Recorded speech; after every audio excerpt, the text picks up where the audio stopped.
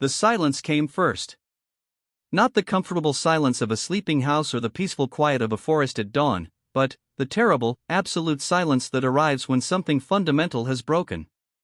On the morning of March 15, 2247, every listening station humanity had scattered across the solar system and beyond went dead. The constant background chatter of the universe, the pulsar rhythms, the stellar winds, the electromagnetic whispers of distant civilizations that humanity had decoded over the past century, all of it stopped at once, as if someone had pressed a cosmic mute button. Dr. Sarah Chen was the first to notice. She sat in the observation deck of the Armstrong relay station, suspended in the gravitational sweet spot between Mars and Jupiter, watching her screens turn from a cacophony of data into flat, empty lines. For 17 years, she had monitored the communications array, the vast network that kept humanity connected to its scattered colonies and listening posts.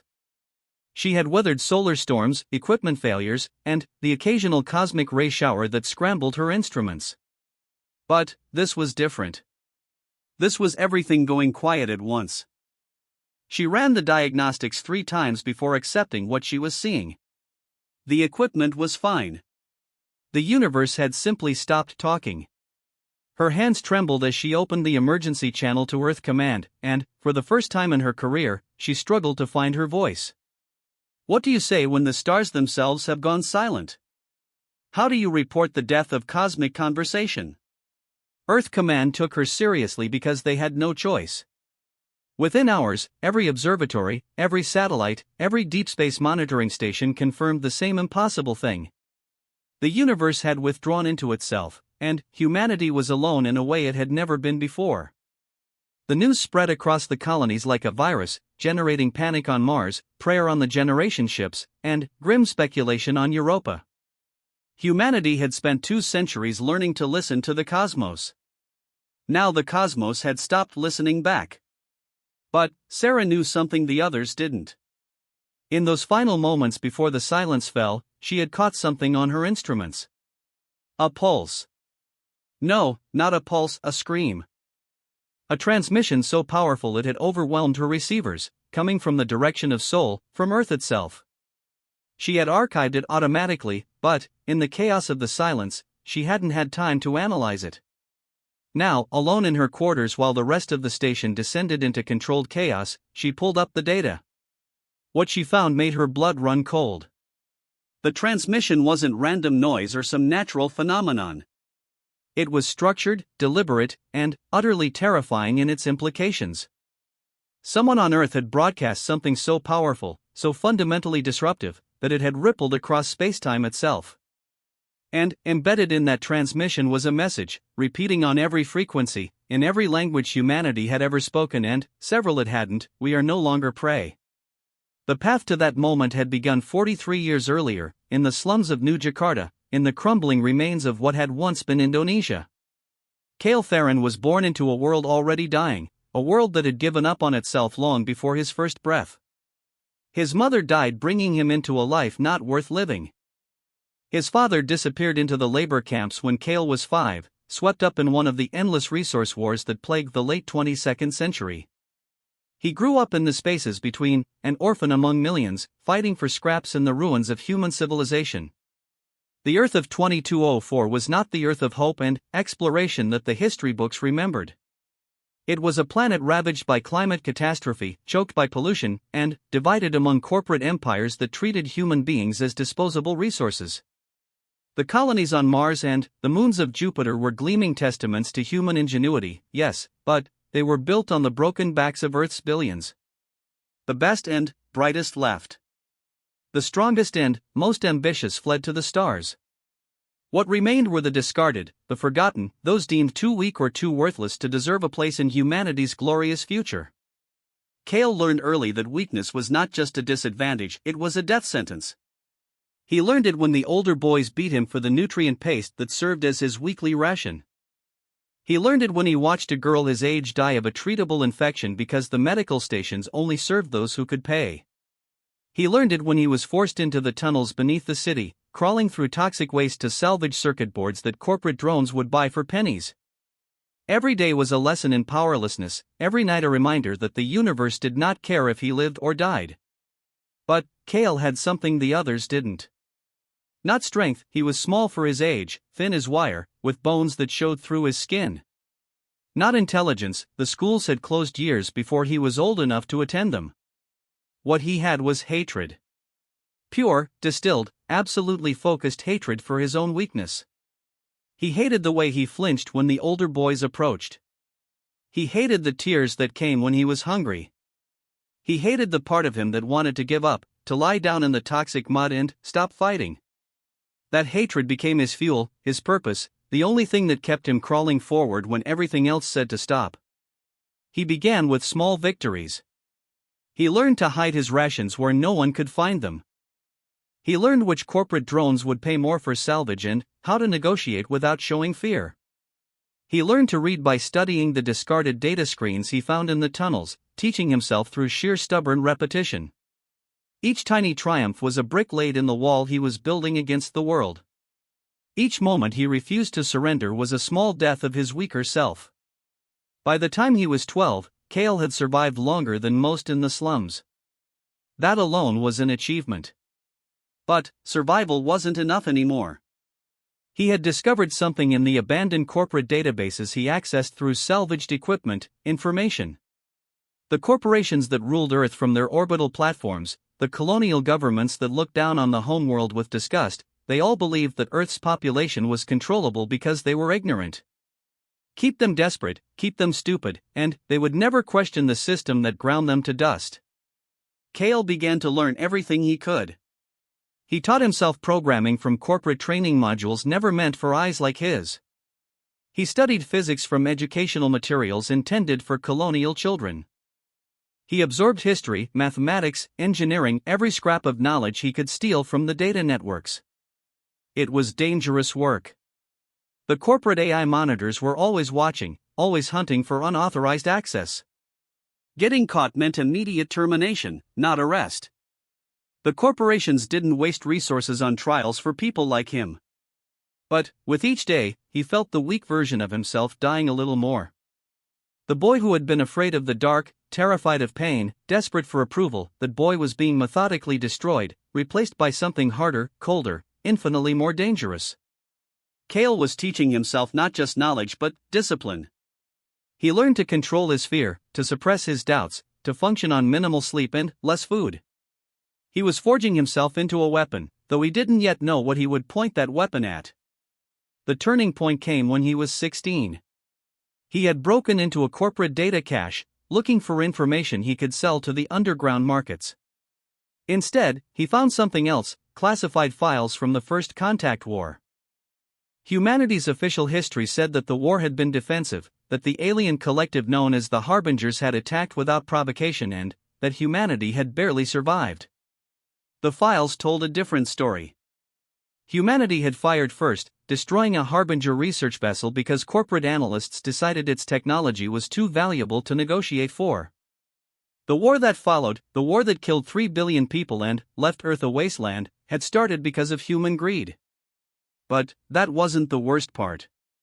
The worst part was what came after. The Harbingers had sued for peace, had offered to help repair the damage, had extended every possible gesture of reconciliation. Humanity's response, directed by the corporate councils, had been to accept the peace publicly while secretly working to develop weapons that could strike at the Harbingers' home systems. The plan had failed. The Harbingers' quantum monitoring systems had detected the preparations, and they had responded not with violence but with something far more devastating. They had cut Earth off. No contact, no trade, no technology transfer. Earth was quarantined, left to rot in its own waste while the colonies flourished with Harbinger support. Kale read the files 3 times, unable to process what they meant. Everything he had been taught, every assumption he had made about the nature of the universe, was built on lies. Earth wasn't suffering because of alien aggression or natural disaster. Earth was suffering because the people in power had chosen to sacrifice it for their own advantage. The corporations that ruled from orbit had deliberately kept Earth weak, divided, and desperate because that made it easier to exploit. The rage that filled him then was different from the hatred he had cultivated against his own weakness. This was cold, calculating fury directed outward. He understood, with perfect clarity, that the system would never change on its own. The corporations would never suddenly develop compassion. The colonial governments would never decide to help their homeworld. If Earth was going to be saved, if humanity's billions of discarded children were going to have any chance at dignity, someone would have to force the change.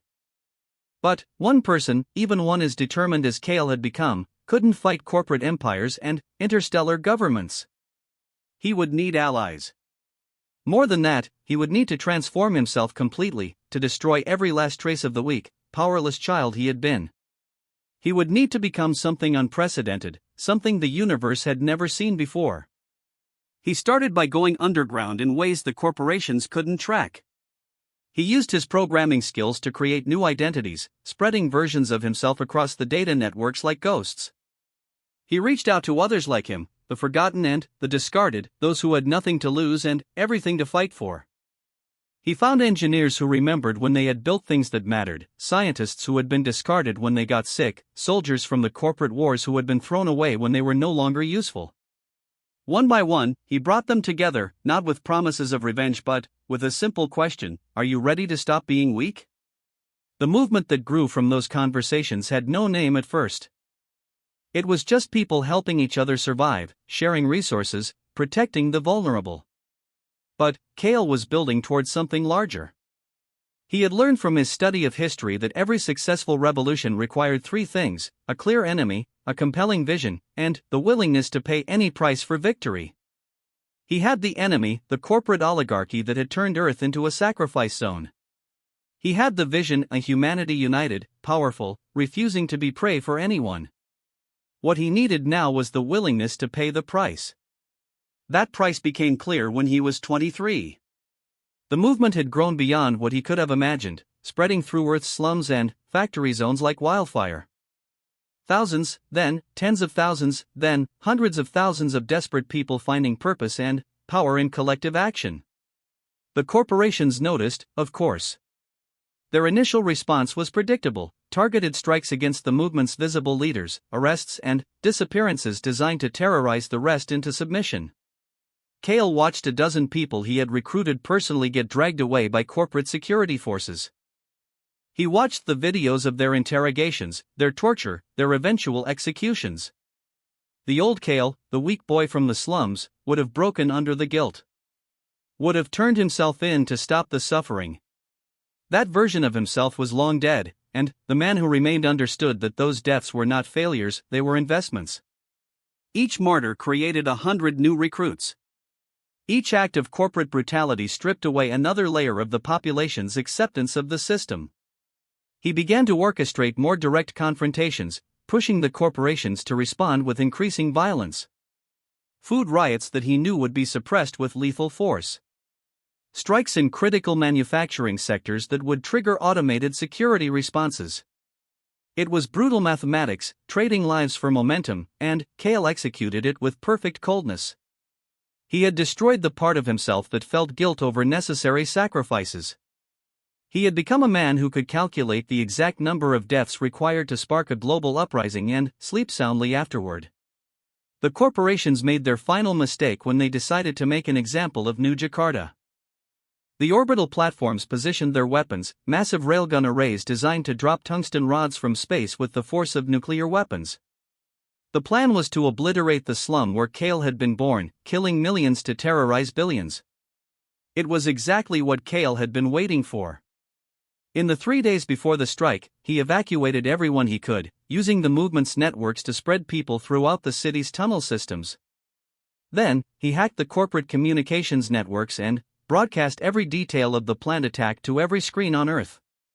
The world watched as the corporations prepared to commit genocide for the crime of demanding dignity. And, when the strike came, when the tungsten rods fell and turned 30 square kilometers of slum into a crater that glowed with residual heat, Kale made sure everyone saw the aftermath. The millions who had lived there, now vaporized. The thousands more dying from the shockwave and debris. The corporate spokespeople explaining calmly why it had been necessary to maintain order. That was the moment the revolution truly began. Not with hope or inspiration, but with absolute rage. Across Earth, billions of people who had accepted their suffering as inevitable suddenly understood that the system didn't just exploit them, it would kill them without hesitation if they stepped out of line. The uprising that followed made every previous revolution in human history look like a minor dispute. Factory workers seized control of manufacturing plants. Engineers turned automated systems against their corporate masters. Soldiers who had been fighting for corporate armies turned their weapons on their commanders.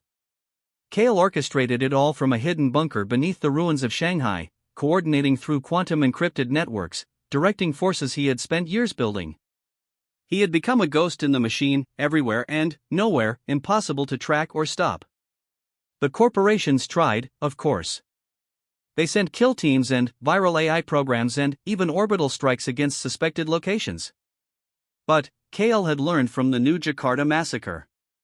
He had already destroyed the part of himself that needed a fixed location, a safe place, a home. He moved constantly, trusted no one completely, and accepted that he would probably die before seeing his work completed. The war lasted 7 years.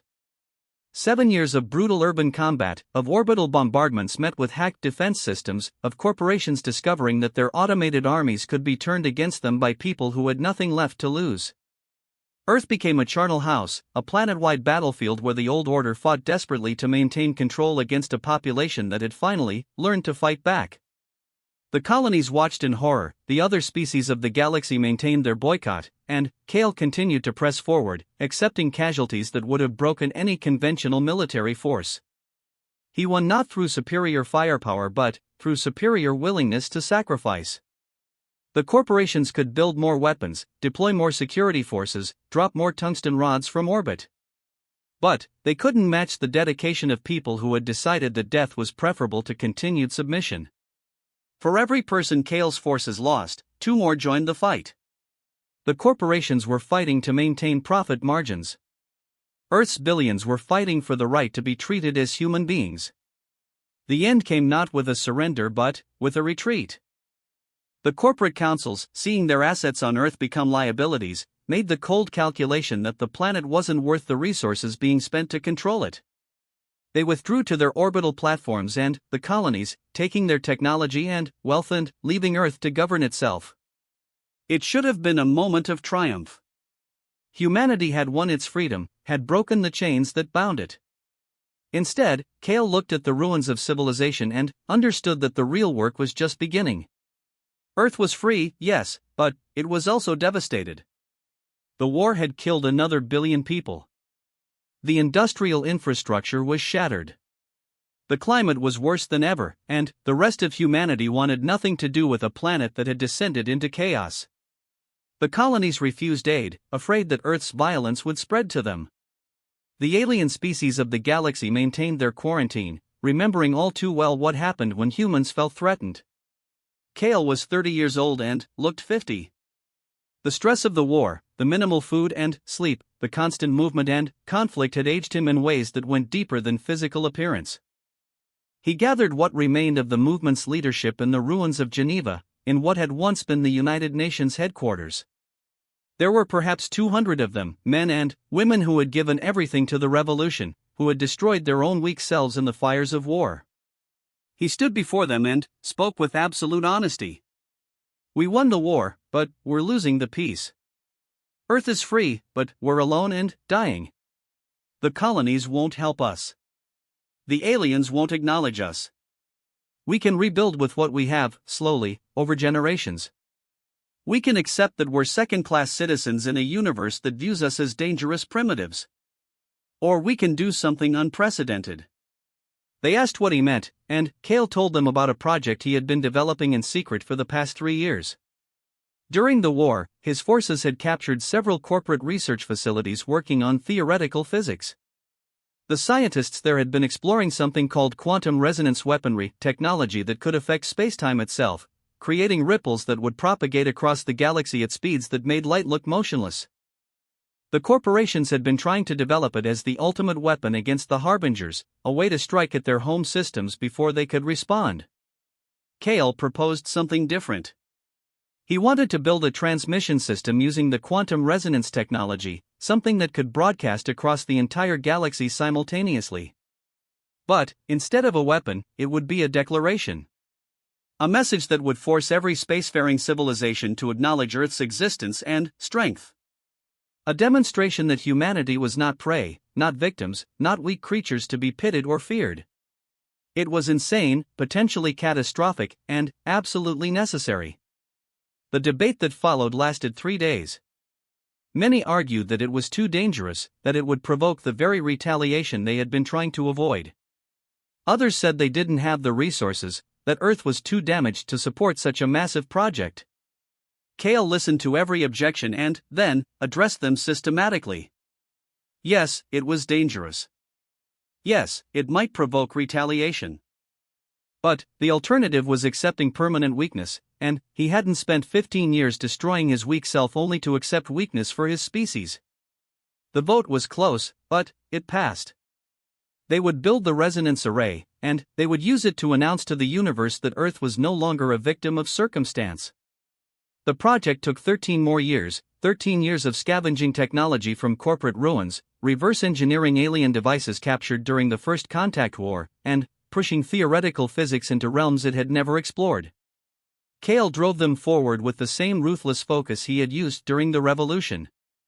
Every setback was analyzed and overcome. Every resource was maximized.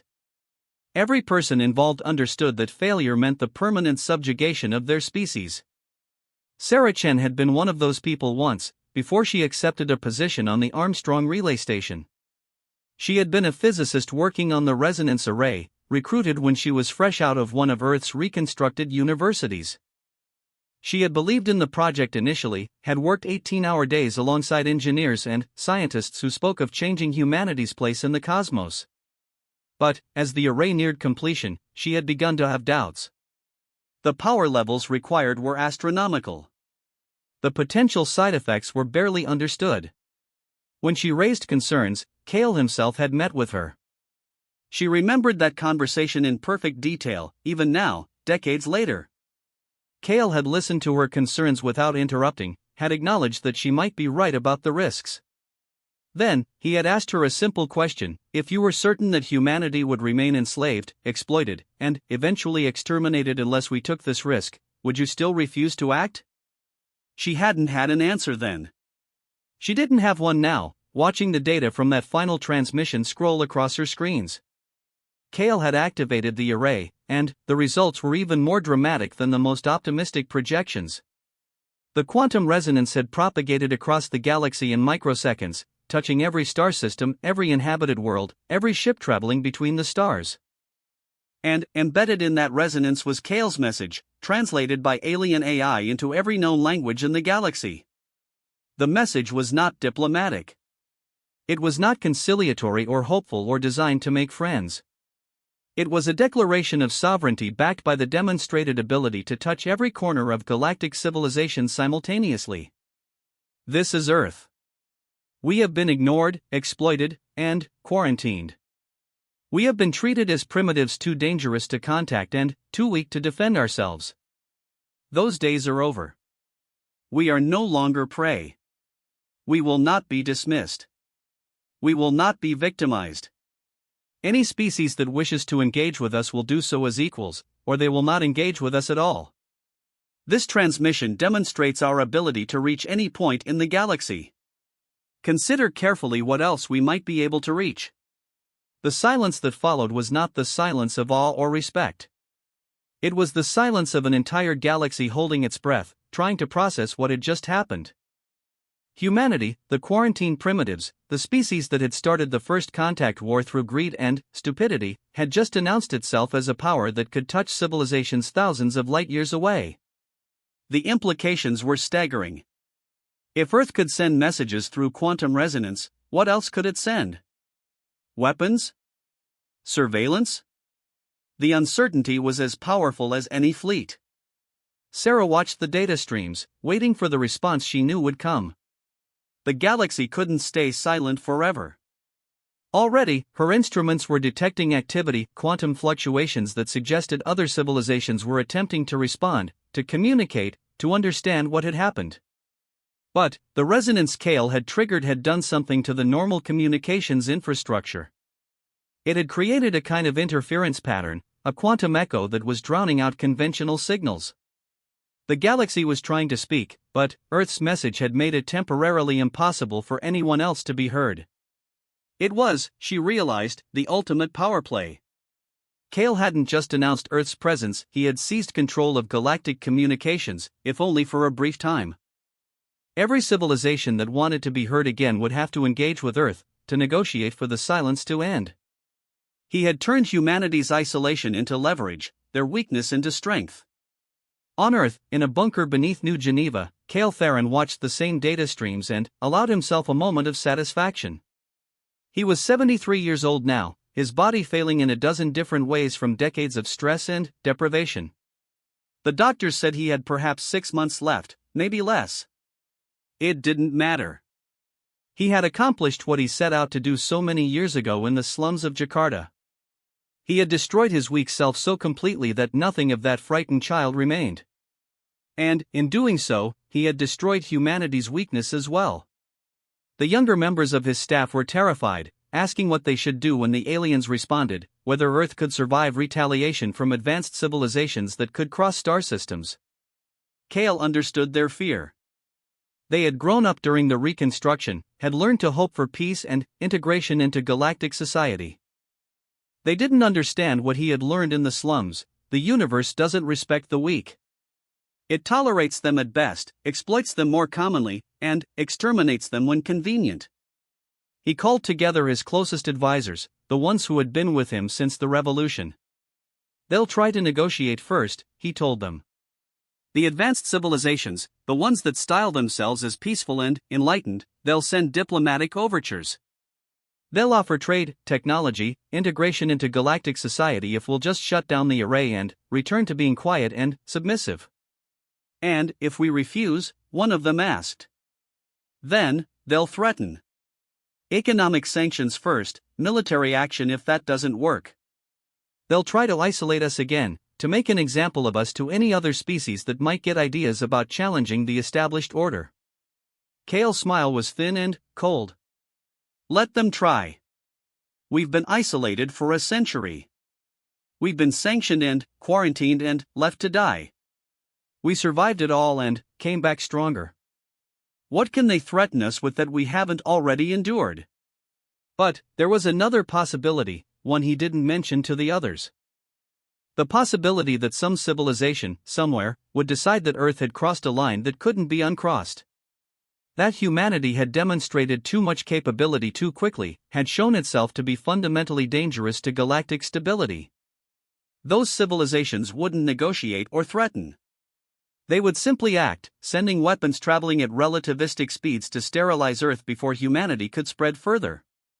Kale had planned for that too. The resonance array wasn't just a communications device. The same technology that could send messages through quantum space could detect incoming threats before conventional sensors. Earth wouldn't have much warning if someone decided on extermination, but it would have some. And, in the years spent building the array, other projects had progressed in parallel. Defense systems based on captured alien technology. Weapons that the corporations had been developing before their fall. Not enough to win a war against a galactic coalition, but enough to make victory expensive. The first response came 3 days after the silence fell. Not from the Harbingers or any of the other major civilizations, but from a species called the Keshri, an aquatic race that had been trading with human colonies for decades. Their message was brief and, to the point: we acknowledge Earth's demonstration. We propose formal diplomatic relations. Please cease the resonance interference so normal communications can resume. Kale had Sarah send a response equally brief: diplomatic relations will be established when Earth is recognized as a sovereign power with full rights and protections under galactic law. Until then, the array remains active. The Keshri's second message took longer, suggesting they were consulting with other civilizations. When it came, it was more detailed, outlining a process for bringing Earth into what they called provisional membership in the galactic community. There would be observers, restrictions on certain technologies, requirements for demonstrating peaceful intent. It was the kind of offer that would have seemed generous a century ago. Now it read like an insult. Kale had the response prepared before the message finished transmitting. Earth does not accept provisional status. Earth does not require observation or restriction. Earth offers this, full recognition as a sovereign power, or continued silence. You have 72 hours to decide. The Keshri didn't respond. Instead, over the next 24 hours, Sarah's instruments detected a flurry of quantum communications between the major civilizations. They were meeting, debating, trying to decide how to handle a species that refused to accept the subordinate position that had been assigned to it. The galaxy had operated for millennia on certain assumptions about power and hierarchy. Humanity was threatening those assumptions simply by refusing to acknowledge them. 60 hours into the deadline, a new message arrived. This one came from the Collective Council, the loosest thing the galaxy had to a governing body. It consisted of representatives from 200 species, including the Harbingers. The message was formal, diplomatic, and significant. The Collective Council recognizes Earth as a sovereign power within the galactic community, with all rights and responsibilities thereof.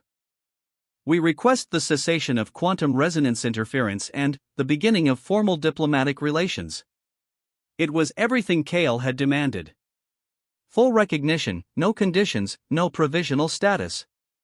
In 73 hours, he had accomplished what centuries of negotiation had failed to achieve.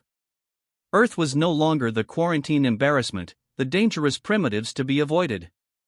It was a recognized power, able to engage with the galaxy as an equal. Sarah expected Kale to shut down the array, to accept victory and begin the process of integration. Instead, he kept it running.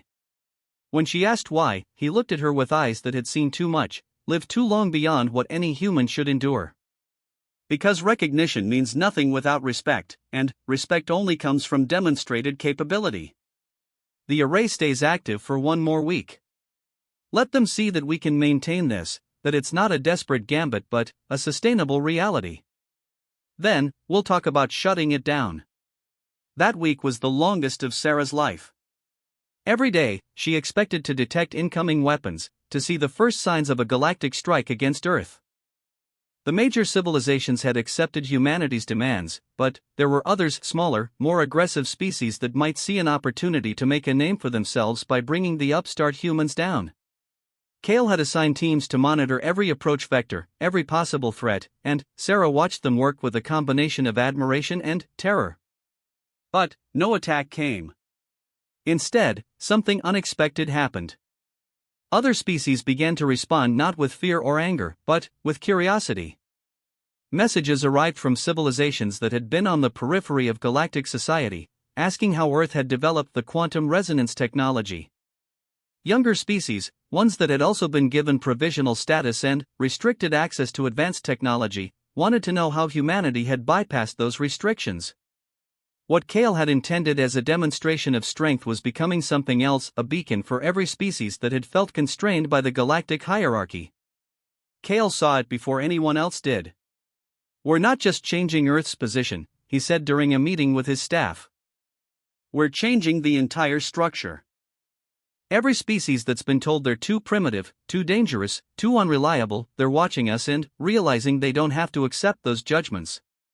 One of his advisors, a former corporate scientist named Dr. James Morrison, pointed out the danger. If we inspire too many revolutions, the established powers might decide we're too destabilizing to be allowed to exist. Kale's response was immediate: then, they'll learn the same lesson we had to learn. You can't maintain control through fear and restriction forever. Eventually, someone refuses to accept it, and then, the whole structure is at risk. We're not trying to inspire revolution. We're simply refusing to be weak. If that inspires others, that's the Collective Council's problem, not ours. On the seventh day, Kale ordered the array shut down.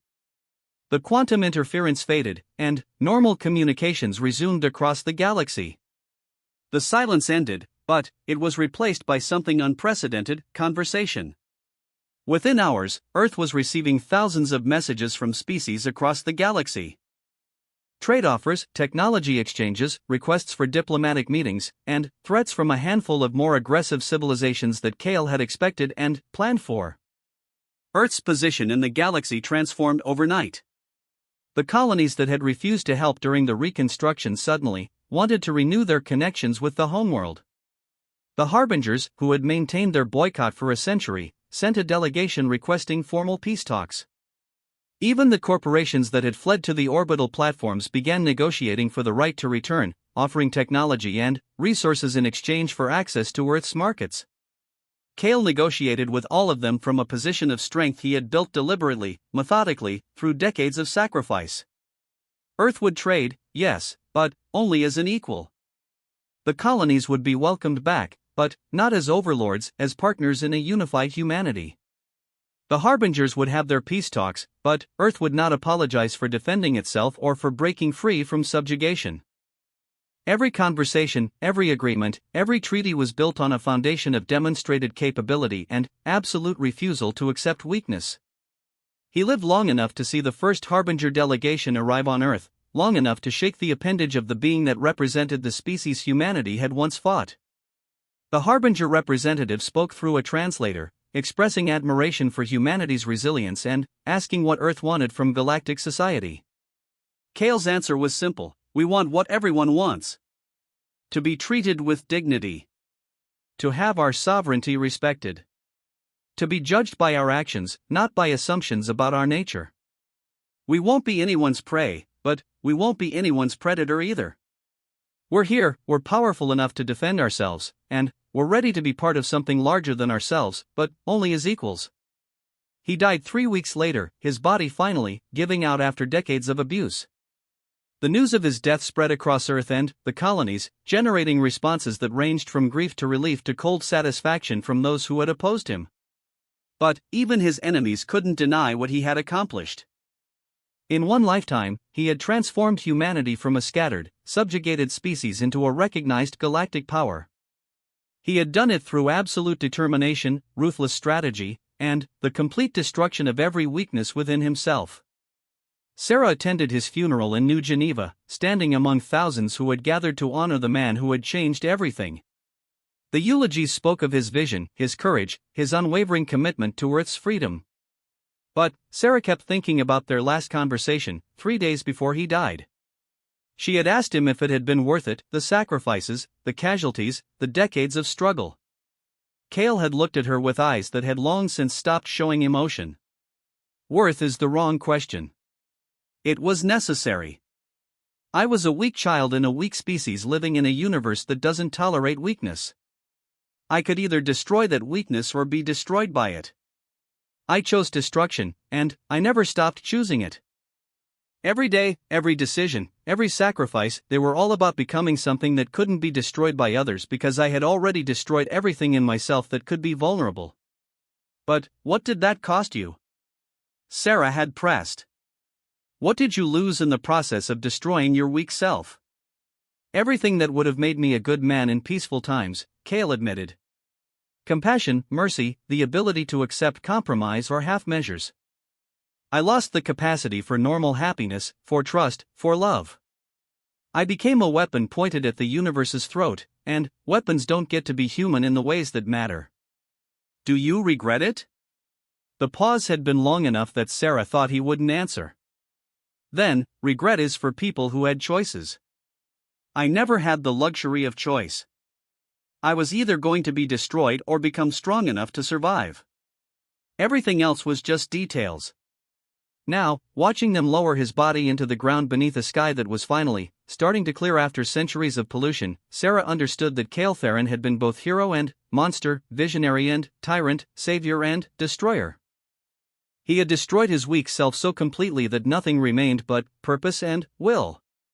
And, in doing so, he had dragged humanity from the edge of extinction to a position of respect and power in galactic society. The question that haunted her, that would haunt humanity for generations to come, was whether the transformation had been worth the cost. How many people had died in the revolution? How many lives had been sacrificed to build the array? How much of humanity's soul had been sold to purchase its sovereignty? And, most troubling of all, had Cale destroyed only his own weakness, or had he destroyed something essential in the human spirit itself? The galaxy moved on, as it always did. Earth established trade relations with dozens of species, signed treaties and agreements, began the slow process of rejoining the larger community it had been exiled from. The colonies integrated with the homeworld, creating a unified human government that could speak with one voice to the stars. The technology that had seemed so far out of reach during the corporate era began flowing to Earth, accelerating reconstruction and recovery. But there were complications, consequences that Cale had foreseen but never spoke about publicly. The resonance array had demonstrated capabilities that made many species nervous. Formal recognition was one thing, trust was something else entirely. Several civilizations began developing countermeasures to quantum resonance technology, ways to shield their communications and detect incoming interference. Arms races were beginning, prompted by humanity's demonstration of power. More troubling were the ideological ripples spreading across the galaxy. Just as Cale had predicted, other species began questioning the hierarchies that had governed galactic society for millennia. Why should the collective council, dominated by a handful of ancient civilizations, get to decide which species were ready?